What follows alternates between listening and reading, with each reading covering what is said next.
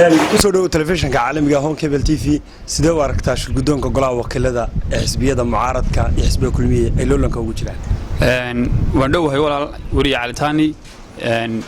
haddaan isku dayo su'aasha aad weydiisay keeba ku haboon shirgudoonka golaha wakiilada Cabdi Khaliif iyo Faraton runtii anigu waxaan leeyahay oo aan taageersanahay Cabdi Khaliif waayo waxa la yiri runtii labadani waa laba noo isku mid ah oo isku dhow isku deegaan ahaan haddana waxaan ku kala wadanaa xisbiga ay wataan oo kala wadani iyo kulmiye iyo ucud oo wada socda marka waxaan taageersanahay isbahaysiga runtii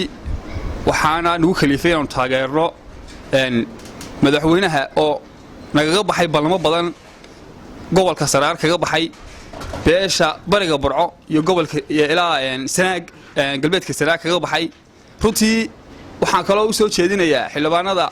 20 ku dhow ee ka soo baxay beelaha bariga Burco inay u codeeyaan isbahaysiga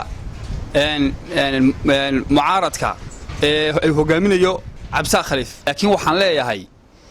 haddii aad weydid gudoomiyaha golaha baarlamaanka waxa ku riday xisbiga kulmiye iyo madaxweynaha jamhuuriyadda Soomaaliland mudane Muuse Biixi Cabdi ayaa ku riday